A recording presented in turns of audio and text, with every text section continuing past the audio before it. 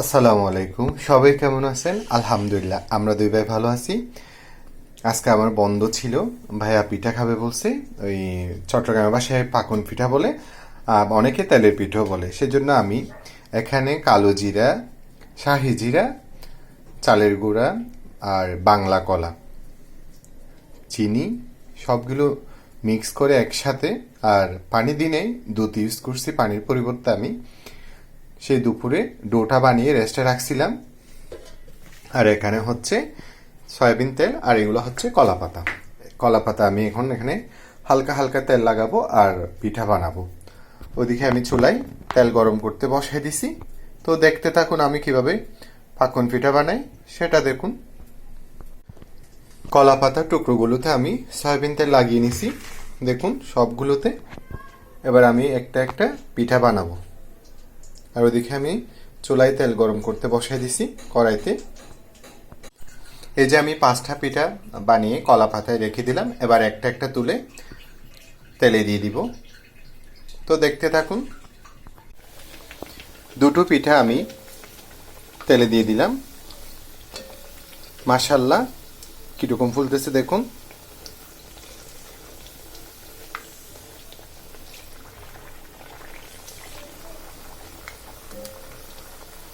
দেখুন, অনেকে তেলের পিঠাও বলে, চট্টগ্রামের ভাষায় এটাকে পাক্কন পিঠা বলে।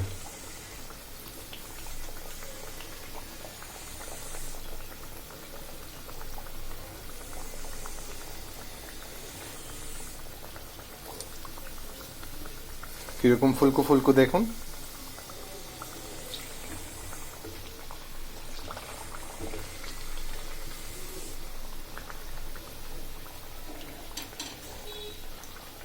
তো হয়ে যাক, আমি বাকি পিঠাগুলো বানিয়ে নিচ্ছি। মাশাআল্লাহ, একে একে আমার সব পিঠা বানানো শেষ। এই যে দেখুন, মাশাআল্লাহ বলবেন, অনেকগুলো পিঠা হয়েছে।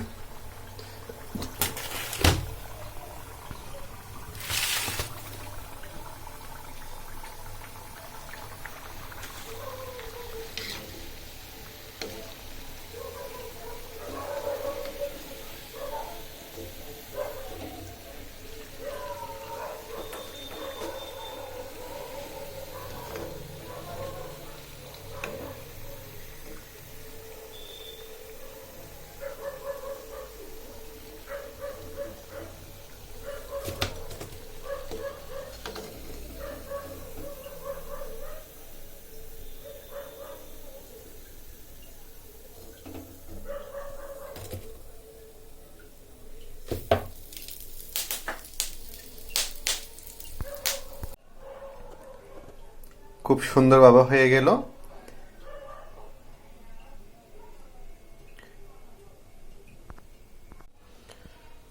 তো আজকের মতো আমার তেলের পিঠা বলেন বা ফাক্কুন পিঠা বলেন একদম রেডি। ভাই আসলে একসাথে খাবো। তো সবাই সবার জন্য দোয়া করবেন। আসসালামু আলাইকুম।